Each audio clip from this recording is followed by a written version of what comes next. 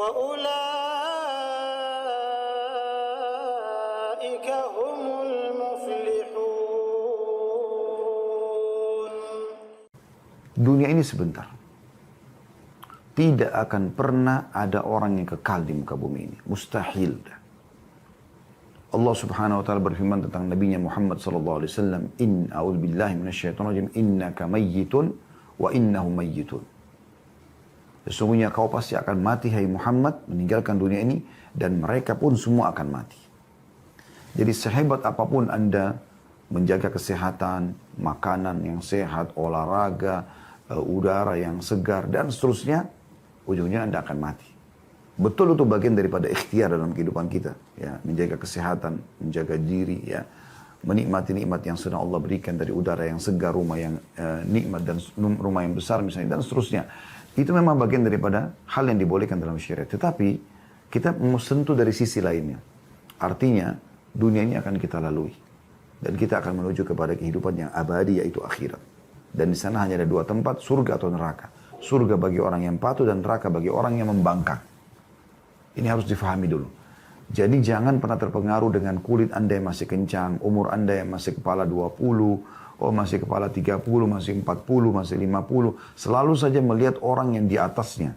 Mengatakan kalau umurnya 20 kan masih ada orang yang 30 tahun. Masih ada orang yang 40 tahun. Kalau 40 masih ada orang yang 50 tahun, masih ada 60. 60 tahun masih ada orang yang 70 dan 80 tahun. Terus dia terbawa dengan arus seakan-akan dia akan hidup selamanya. Sehingga dia selalu dalam kelalaian-kelalaian yang membuatnya luput dari masalah kehidupan akhirat. Nah, dan ini bukan ciri seorang mukmin dan mukminah. Kita adalah anak-anak akhirat. Sebagaimana Ali bin Abi Thalib radhiyallahu mengatakan, sesungguhnya dunia punya anak-anak dan akhirat punya anak-anak. Maka jadilah kalian sebagai anak-anak akhirat. Jadilah kalian sebagai anak-anak akhirat. Ya. Jadi memang kita harus menuju ke sana. Dunia ini hanya kita tunggangi untuk kehidupan abadi di sana. Allah mengatakan dalam Al-Quran, Anda sudah hafal ayatnya. A'udzubillahi minasyaitonir rajim, wal akhiratu khairu wa abqa. Kehidupan akhirat nanti jauh lebih baik, ya, jauh lebih kekal. Dan ini dijelaskan dalam banyak ayat-ayat Al-Quran berhubungan dengan masalah ini. Jadi dunia ini sangat terhina, sebentar saja, tempat untuk berlalu. Ya. Jadi bukan tempat menjadi target utama, itu dulu difahami. Sehingga kita selalu berpikir masalah akhirat, masalah akhirat, masalah akhirat. Ini memang harus menjadi target utama setiap orang di antara kita. Sehingga kalaupun dia diberikan nikmat, tidak ada kesombongan, tidak ada tabzir, ya. Selalu dikontrol dengan hal-hal yang halal, tidak mau yang haram.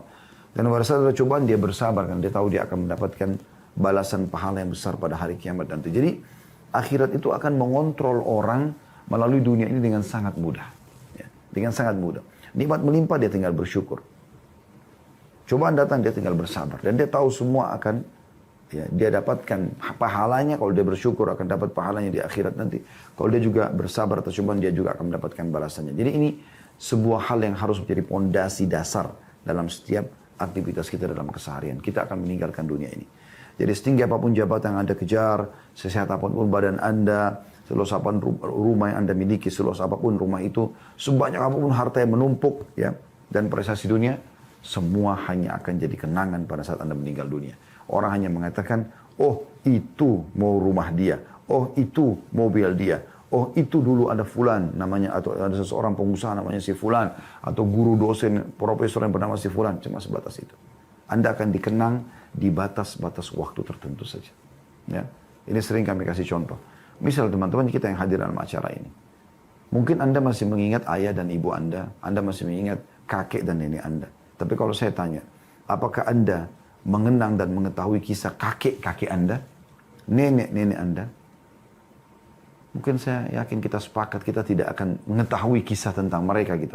Karena sedikitnya didokil oleh orang tua kita. Kecuali memang dia adalah orang yang saleh, yang salehah, yang meninggalkan karya ilmiah, ilmu, ya, contoh-contoh yang baik, ya, meninggalkan wakaf, pesantren, tanah yang besar yang mungkin bermanfaat bagi akhirat, itu baru kemudian dia punya, ya, sebuah nilai.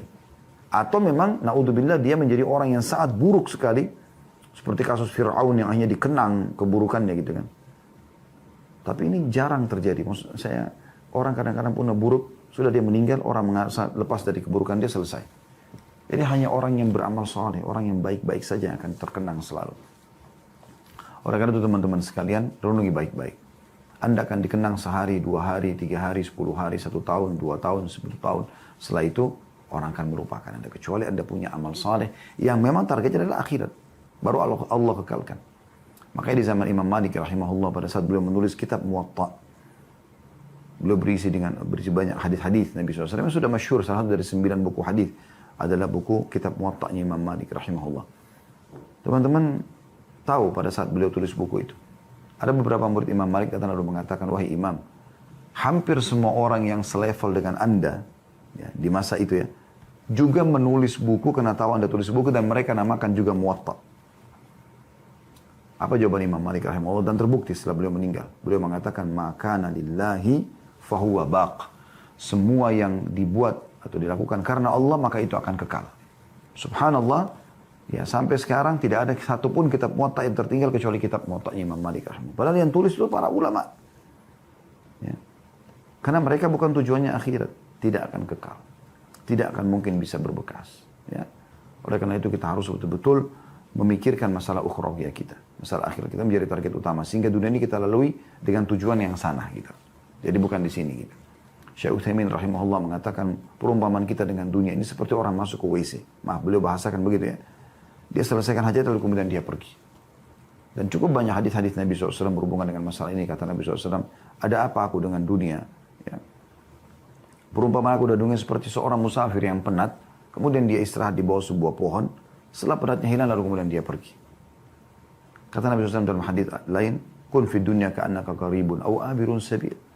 Au abiru sabil. Ya. Jadikan dirimu di dunia ini seperti orang yang asing atau orang cuma sekitar lewat saja.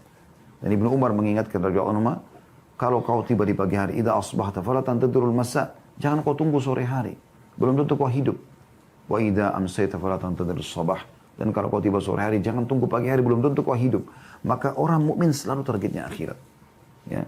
Ini poin pondasi awal dalam pembukaan kita teman-teman sekalian. Sehingga pada saat kita mau menjalankan sesuatu di muka bumi ini, kita selalu berpikir apakah ini akan menolong saya di akhirat nanti. Apakah ini akan saya dapatkan balasan baiknya di akhirat. Selalu begitu. Mau makan, mau minum, mau berpakaian, mau bergaul, mau bekerja. Semuanya kita hubungkan dengan masalah akhirat kita. Nah ini penting. Ya. Oleh karena itu, di pembukaan kita ini judulnya, wahai muslim inilah surgamu. Kita yang mengingatkan masalah ini. Ya. Tentang masalah bagaimana kita menjadikan akhirat sebagai target utama. Maka semua yang kita akan lakukan dari langkah-langkah hidup kita, dari program-program semuanya menuju ke sana. Yaitu menuju ke surga Allah subhanahu wa ta'ala.